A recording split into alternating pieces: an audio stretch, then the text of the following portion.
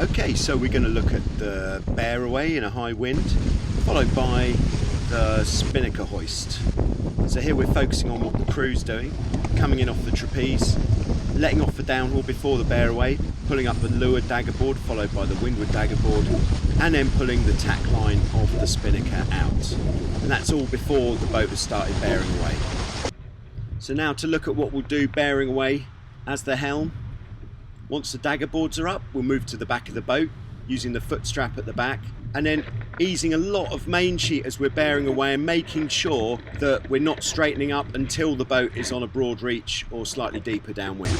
Then as the spinnaker is being hoisted, that's the time to start cranking the main sheet in again until it is as tight as it will possibly go. And then once we've got that in and the spinnaker is definitely up all the way to the top, the crew can then move out onto the trapeze, taking the sheet